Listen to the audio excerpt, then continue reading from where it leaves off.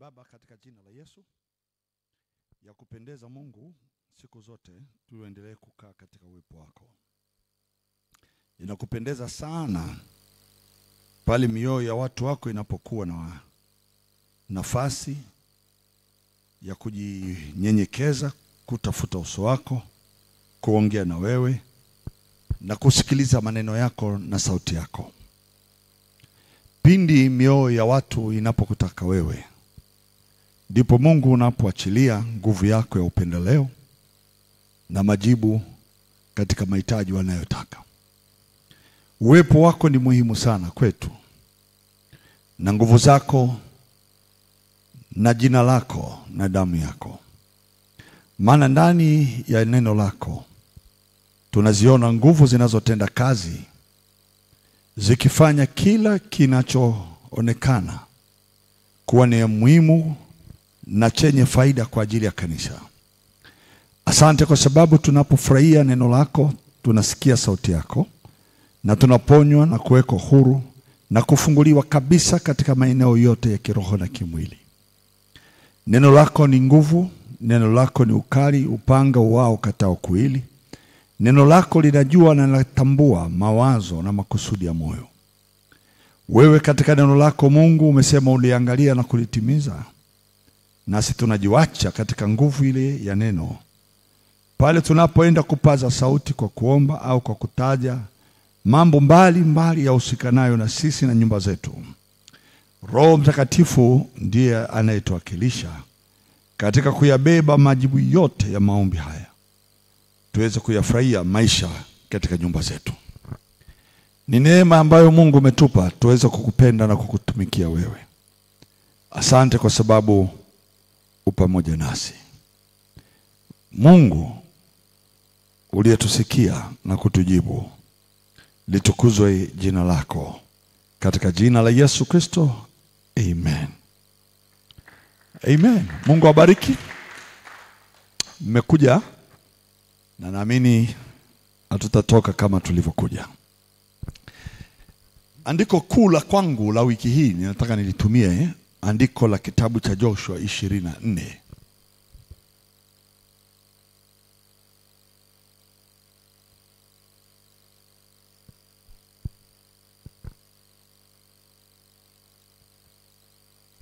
Joshua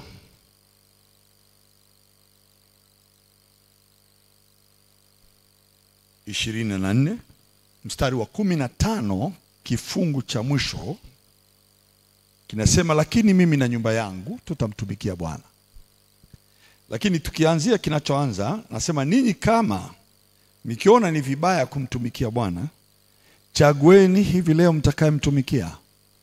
Maana nasema kwamba ni miungu ile ambayo baba zenu waliitumikia ng'ambo ya mto, au kwamba ni miungu ya wale Waamori ambao mnakaa katika nchi yao. Lakini mimi na nyumba yangu tutamtumikia Bwana.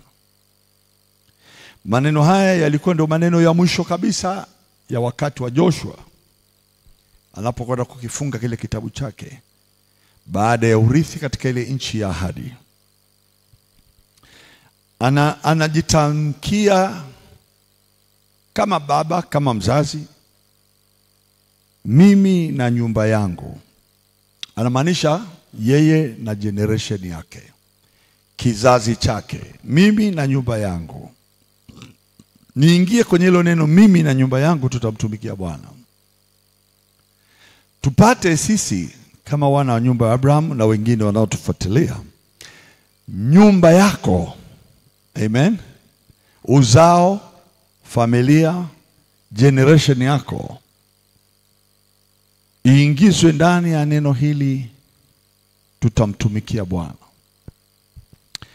Na watu wengine wakasema wa mstari wa 16, hao watu wakamjibu Joshua wakasema, hasha, tusimwache Bwana ili kuitumikia miungu mingine, kwa maana Bwana Mungu wetu yeye ndiye aliyetupandisha sisi na baba zetu kutoka nchi ya Misri, kutoka nyumba ya utumwa, naye ndiye aliyezifanya ishara zile kubwa mbele za macho yetu na kutulinda katika njia ile yote tuliyoiendea. Na kati ya watu wa mataifa yote tuliopita katikati yao.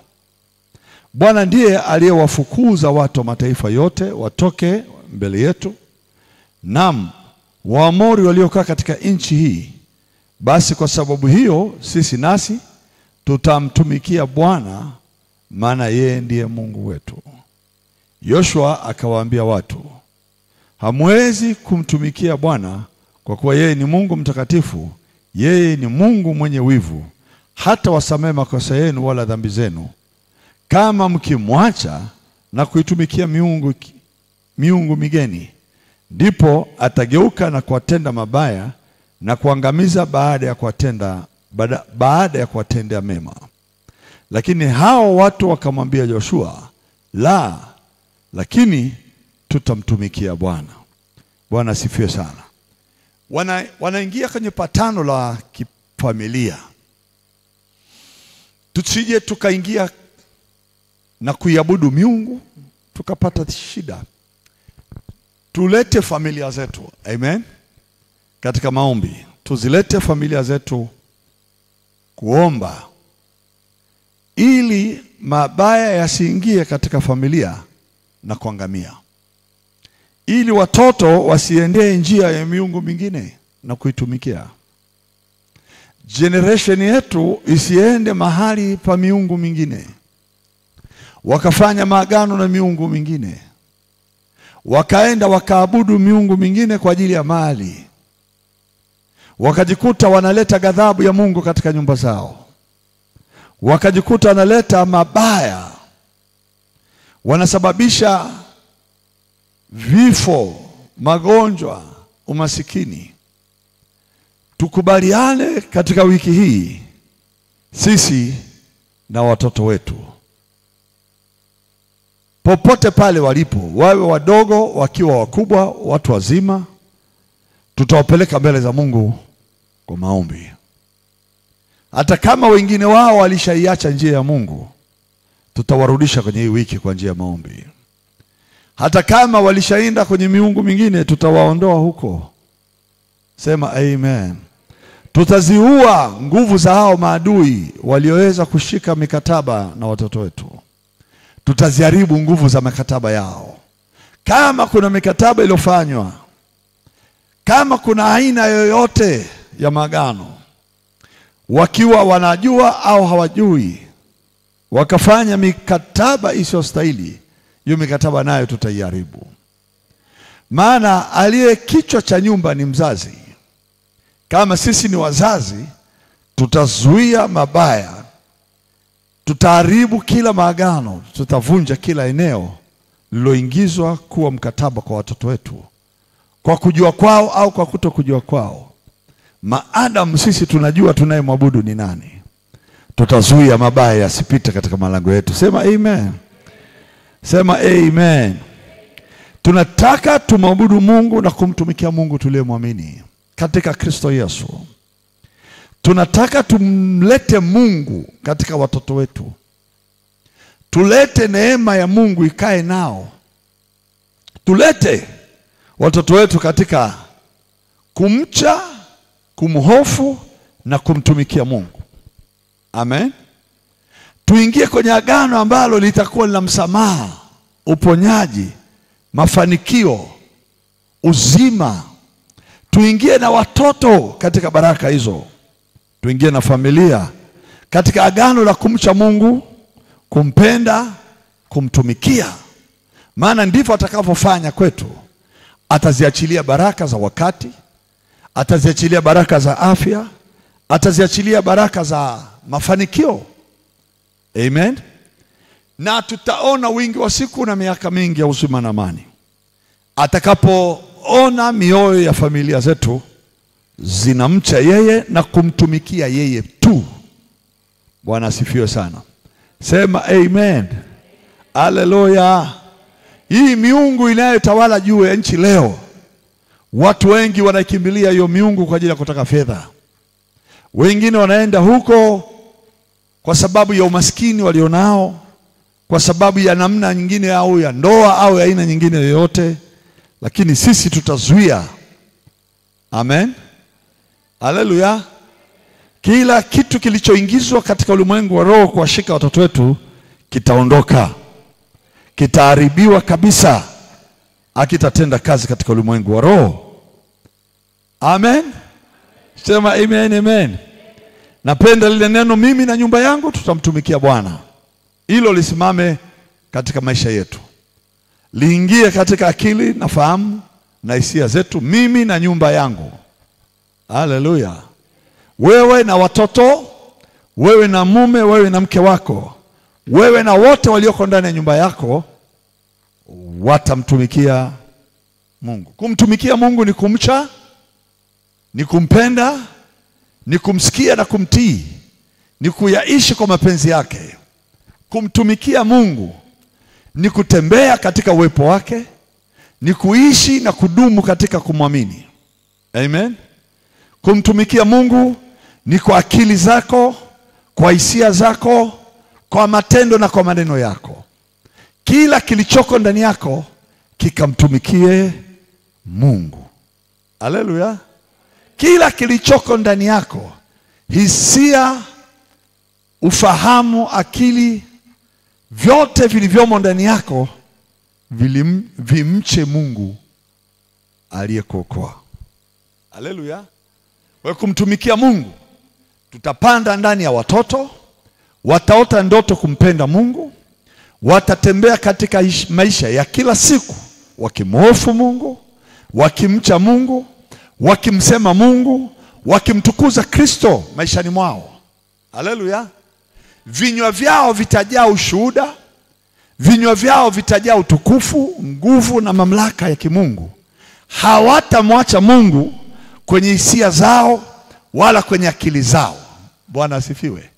Hii ni wiki ya kupanda mbegu ndani ya familia. Walio katika familia zetu watamuimba Mungu usiku na mchana. Haleluya. Tutawabadilisha fikra zao, tutawabadilisha hisia zao, tutawabadilisha tabia zao, mienendo yao ya maisha. Ile hali ya kufikiri dunia zaidi tutaiondoa kwao. Amen. Paulo anasema tusifuatishe namna ya dunia hii, bali tubadilishwe nia zetu na kuweza kumtii na kumfuata Kristo. Kwa hiyo kitakachotumika kwa ajili ya maombi, tutatumia vipawa vya Mungu, maana maombi ina vipawa vyake. Tutavitumia vipawa vya Mungu vilivyoko ndani yetu, vya kuwatamka, vya kuwanenea, vya kuwasemea watoto, ndugu na jamaa na wazazi katika maombi yetu. Watabadilishwa tu, wapende wasipende, watajikuta tamaa za dunia zinakataa ndani yao, hisia za dunia zinakataa, watajikuta feeling zao hazipo tena duniani, wajihisi kwamba wanatakiwa ibadani, wanatakiwa kusoma neno, wajihisi kwamba wanatakiwa kuimba, wakamtukuze Mungu, wakamtumikie Mungu. Hiyo ndio wiki hii tunaenda kufanya. Tutawapanda katika mizabibu, katika mashamba ya Mungu. Tutawapanda katika mashamba ya utukufu. Watalala usiku, wataona utukufu, wataona uwepo wa Mungu na wao, wakiwa kwenye shughuli, kwenye masomo, kwenye eneo lolote, nyimbo zao ni Kristo tu. Haleluya. Kila eneo lenye hisia za kimwili zitajazwa nguvu za Mungu ndani yao. Amen. Tutawatenganisha na mahali pabaya, tutawatenganisha na marafiki wabaya, tutawatenganisha na wakati wa mambo yasiyofaa wasijihusishe, tutawatenganisha na tabia mbaya, tutawatenganisha. Amen. Na kila aina ya mikataba ya kishetani. Ndugu zangu, ninauona uwepo wa Mungu sana katika wiki hii. Naziona nguvu za Mungu sana kwa wale watakaoingia pamoja na sisi kuomba. Naona nguvu kubwa sana ya Mungu. Malaika, kundi kubwa la malaika watakaotembea pamoja na sisi kwenye wiki hii, watawakusanya makazi yao walipo, watayageuza, watayafanya makazi ya watoto wetu kuwa ni makazi ya ibada, nyumba za utukufu, nyumba za uungu wa Mungu. Haleluya. Sema amen. Mimi na nyumba yangu tutamtumikia Bwana. Hili ndilo agano tutakaloliweka wiki hii, na tutaziona nguvu za Mungu. Inamisha kichwa, tuseme pamoja na mimi. Sema, mimi na nyumba yangu nitamtumikia Bwana, na kizazi changu chote hapata tokea hata mmoja atakayerudi nyuma wala kupotea katika vizazi vyangu, wakubwa kwa wadogo, ndugu na jamaa, wazazi. Ndani ya nyumba yangu hapata tokea atakayekimbia na kumwacha Bwana. Kwa jina la Yesu Kristo, kuanzia sasa ninaliweka agano hili na ninalisimamisha nyumbani mwangu. Kwa kila aliye katika familia yangu tutamtumikia Bwana katika jina la Yesu Kristo. Amen. Pigia Yesu makofi mazuri. Tunazo dakika za kutosha, muda mwingi wa kuomba. Sasa nataka kila mmoja ajichukulie muda wake. Nimeliweka neno hili, litaenda na wewe sahihi. Tuna dakika 40 za wewe kupiga magoti, kusimama, kutembea, kukaa na kuomba kwa kuwataja ndugu, jamaa tulionao. Amen. Jiweke huru, jisikie huru na enjoy wakati wako wa kuomba. Usijinyime raha ya kuomba. Furahia maombi yako, zungumza na Mungu. Amen.